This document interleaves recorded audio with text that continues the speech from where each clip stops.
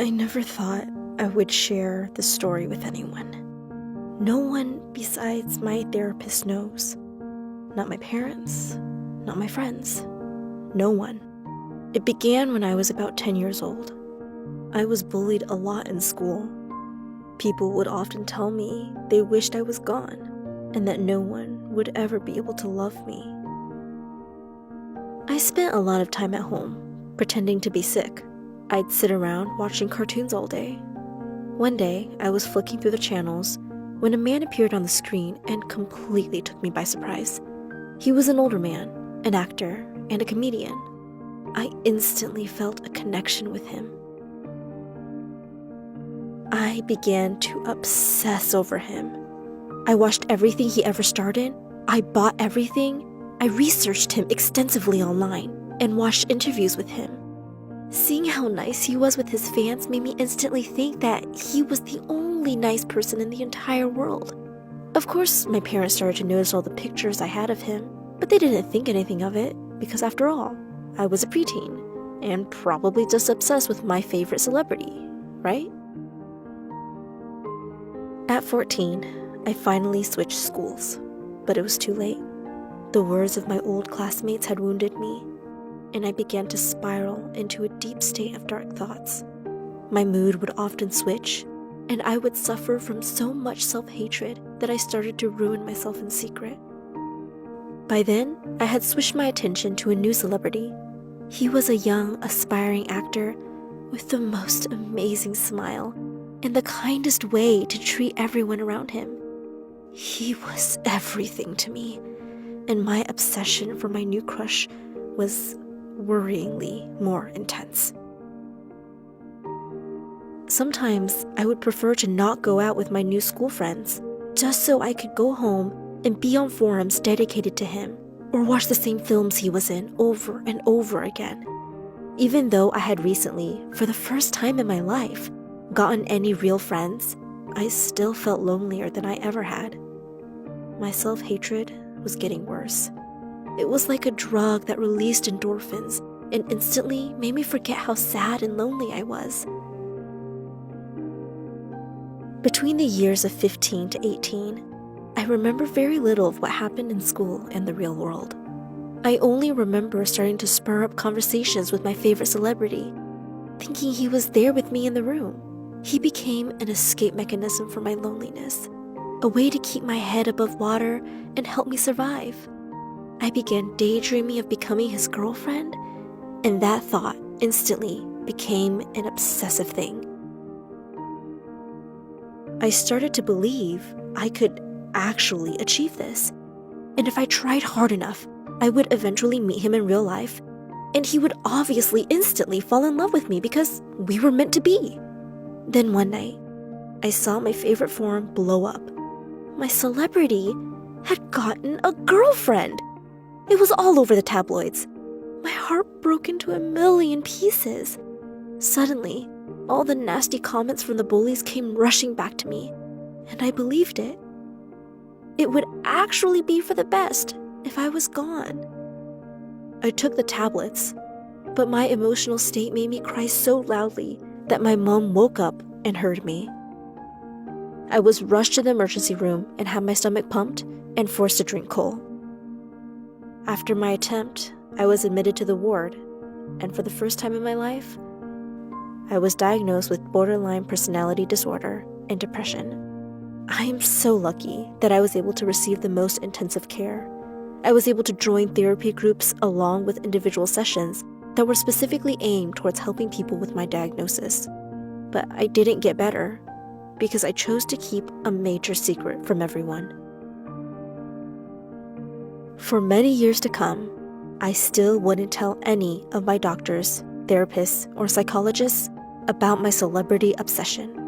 My feeling of emptiness was still ever present into my 20s. By mid-20s, I had started to cope better with some of the issues my diagnosis brought me, but I was still obsessed over my celebrity. He had become single again, and I began dreaming about us being together again. But this time, I was sure it was going to happen. So I started researching online. I started wearing the type of clothes I thought he would like, talking the way his ex-girlfriend did, buy the perfumes I thought he would like, and try my best to become someone I thought he would love. I also chose my education based on what interests he had. Everything I did so I could mimic the person I thought he would fall in love with. On some days, I would feel happy and ecstatic about the thought of him and convinced that one day we would be together. On other days, I was convinced it would never happen, and the sight of him in pictures would remind me how disconnected we were and make me absolutely devastated. Those days were the hardest because they would often last weeks, and that's when dark thoughts would appear. I started searching frantically online to know where he was at any given moment, if anyone had seen sightings of him, and where he lived. I found enough information and began frequently traveling to where he lived. I would lie to my friends, my family, and therapists every time I would go, because deep down, I knew it was wrong. I started going to the places I knew he would be at, stalking the areas, spending up to 6 hours at cafes or parks, just hoping that someday he would come by and that I would get to meet him. I fantasized about our first encounter, where I would pretend I didn't know who he was, and he would instantly fall for me. I spent so much money on many failed trips, until one day, at a cafe, I finally met him. I was startled, nervous. I began shaking all over, but I stuck to my plan. I pretended I didn't know him and fell into a conversation with him. He was as sweet as I could have ever imagined, and it fueled my thoughts of us being together. I kept thinking to myself, this is okay. He doesn't need to know. I'm not a bad kind of stalker, because I love him, and I would never do anything to hurt him. But of course, nothing came out of it. I was just another random woman he had chatted with, and then he left the cafe and went on about his day. The devastation was immense. My mind was constantly torn between being 100% certain that if I just kept trying to meet him and see him one more time, I would eventually be with him. Because of him, I stopped dating. I stopped any contact with men because I couldn't find anyone attractive. He was the only one I loved, and he was the only one I could ever be with. I decided to give it another try, and for 2 whole years, I decided to study in the city he was living in. I would get horrible grades and never attend class because I'd be spending most of my days stalking the areas he was last seen. Only when I read online that he was abroad filming and I knew he wouldn't be around, I would go to class. In all 2 years, I would meet him on scarce occasions and have a chat with him. Nothing wrong with that, I told myself. I had, after all, moved to the exact area he lived in. So now I was just another citizen in his area. My life was completely consumed by him and spiraling out of control. I put myself in an immense amount of debt to be able to pay for the high costs of that area. One day, walking home from a cafe, I passed a newsstand and saw his face on the cover of nearly every tabloid magazine. There was also a pretty woman on the covers, holding his hands in some pictures, dining intimately together in others. It was his new girlfriend. Devastated all over again, I was so deeply convinced that if I couldn't be with him, then I wasn't worth anything. If he, someone of high status, wasn't my boyfriend, then I wasn't special. And that's when something registered, and I realized for the first time that I was still haunted by the people back in school. I suddenly knew that the reason I wanted to be with him because that would make me special. And that way, the people who bullied me would come to see how wonderful I really was. I decided I needed to go back home, and I needed to get proper help. For so many years, I had lied to my therapists and psychologists, pretending I didn't know the reason for what made me sad, when in reality, not being with him did. For well over a decade, I didn't tell anyone about this, because I was ashamed of it. I thought people would laugh and make fun of me, Maybe say, how can a woman well into her 20s have such a teenage celebrity crush on someone? It would be laughable.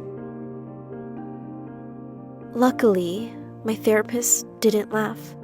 She immediately noticed that I had been using him to escape from the harshness of reality, and it had started out as a great coping mechanism, but eventually turned into a living nightmare. It took me years before I was able to open up and tell her about the fact that I had, indeed, been stalking him for a quite massive amount of time. I was scared to tell her. I was afraid she would call the police on me, because everything I had seen about stalkers was bad. They were extremely dangerous and bad people who assaulted the privacy of innocent people. And I believed that, of course, I must have been a criminal and a bad person to have done that, even though I never followed him or did anything illegal. But the fact that I had been hanging around where he would often be seen and pretended that I didn't know him to get closer to him was enough for me to think she would call the police. Eventually, through many months of sessions, she told me I was suffering from something called celebrity worship syndrome. Celebrity worship syndrome is an obsessive addictive disorder in which a person becomes overly involved with the details of a celebrity's personal and professional life.